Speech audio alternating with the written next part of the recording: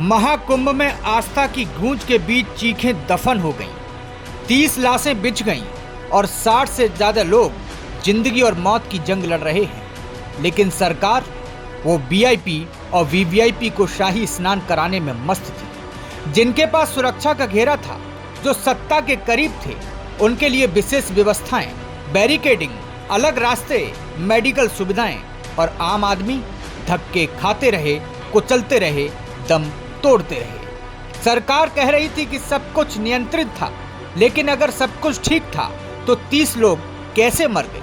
आखिर क्यों हर बार, हर त्योहारों पर, बड़े आयोजनों में मरने वाला सिर्फ आम आदमी ही होता है? उनके लिए कोई स्पेशल कॉरिडोर क्यों नहीं? क्यों स्पेशल सुरक्षा नहीं? कोई सुविधा नहीं, सिर्फ भीड़ में मरने के लिए छोड़ दिया जाता है। जो लोग श्रद्धा लेकर आए थे, उन्हें भगदड़ और मौत मिली। प्रशासन फेल था, इंतजाम नाकाफी थे, लेकिन सरकार के लिए सब मैनेज था, क्योंकि वीआईपी और वीवीआईपी को किसी दिक्कत का सामना नहीं करना पड़े। उनके लिए रास्ते क्लियर थे, स्नान के लिए सुरक्षित प्लेटफॉर्म थे, गाड़ियां सीधी घाटों तक गईं। लेकिन गरीब, मजबूर श्रद्धालु वो घंटों भीड़ में फंसे रहे, दम घुटता रहा, लाशें गिरती नहीं। लेकिन सरकार का क्या? कुंभ कोई आम मेला नहीं, ये दुनिया का सबसे बड़ा धार्मिक आयोजन है। सरकार करोड़ों रुपए खर्च करने का दावा करती है, लेकिन जब बुनियादी व्यवस्थाओं की बात आती है तो हर बार मौतों की गिनती बढ़ जाती है। आखिर कब तक श्रद्धालुओं को अपनी आस्था की कीमत अपनी जान देकर चुकानी पड़ेगी? भगवान के दरबार में सबके लिए एक समान व्यवस्था होती है, लेकिन सरकार ने भेदभाव की दीवार खड़ी कर दी। कुछ लोग सुरक्षित रास्तों से गाड़ियों में बैठकर शाही स्नान करने लगे और वीआईपी टेंट में आराम फरमाया। दूसरी तरफ गरीब जनता घंटों कतार में खड़ी रही, धक्के खाती रही, कुछ लोग कुचलकर मर गए। लेकिन सरकार को क्या फर्क पड़ा?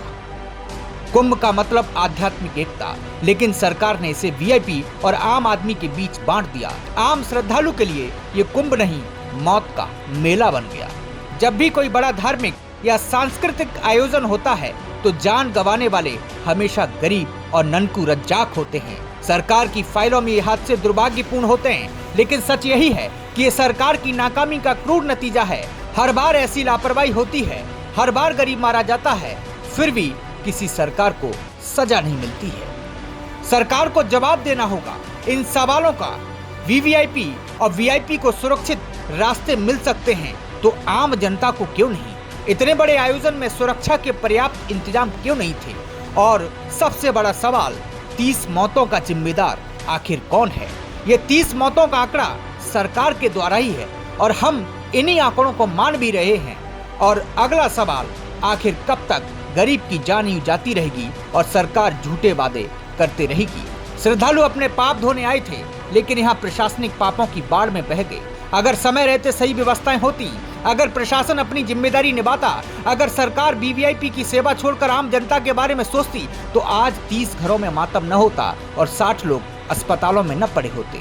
अब वक्त आ गया है कि इस लापरवाही पर सवाल पूछे। धर्म के नाम पर भीड़ को मरने के लिए नहीं छोड़ा जा सकता। ये आस्था का केंद्र था, न कि लाशों का ढेर लगाने की जगह। कुंभ के नाम पर करोड़ों रुपए बहाने वाली सरकार क्या इन 30 मौतों की जिम्मेदारी लेगी, या फिर हमेशा की तरह एक बयान देकर सब कुछ भुला दिया जाएगा? इस बार सवाल उठेंगे तो जवाब भी मांगे जाएंगे। ब्यूरो डेस्क, प्रजातंत्र टीवी।